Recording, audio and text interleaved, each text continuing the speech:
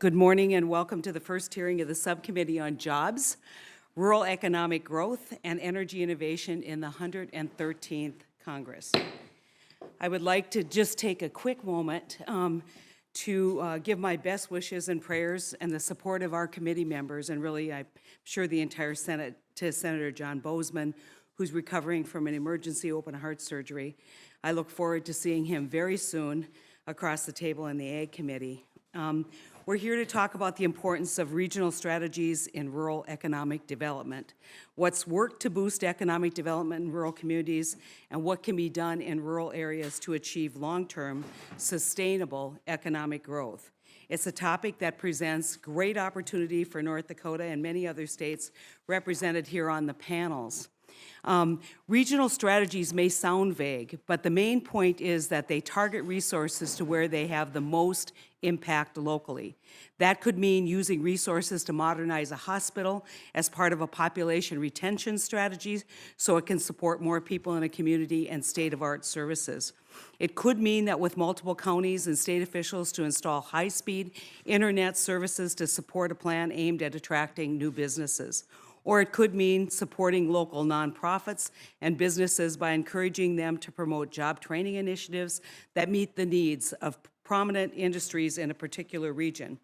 You know, I'm a product of a small town in North Dakota. In fact, I love to tell the story that I grew up in a town of 90 people and my family was 1/10 of the population.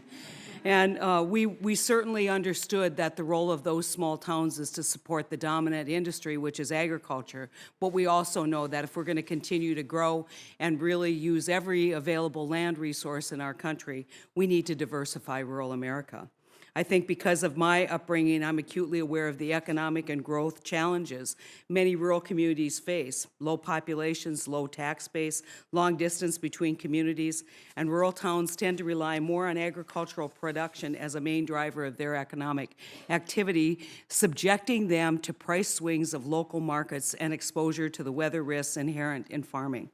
In order for small communities like my hometown to continue to survive, it's important that they become connected to a global marketplace and that we continue to build and support our towns. This requires investment in infrastructure such as high-speed internet and transportation, equally important growing small-town economies requiring careful planning that capitalizes on regional strengths.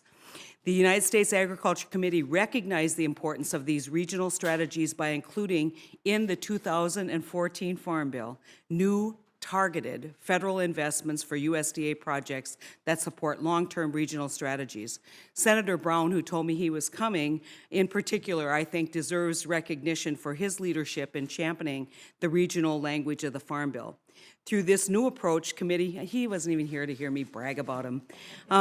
Through this new approach, the committee hopes rural communities target investment to boost economic development by harnessing their strengths.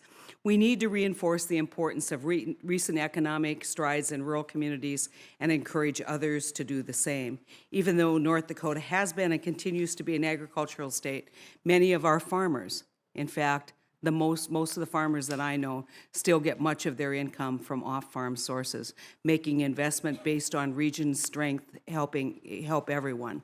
In North Dakota, we have great examples of regional economic success, whether it's the Jamestown Hospital build-out or whether it is the Dakota College at Botno getting help to help mid-sized producers sell locally grown vegetables.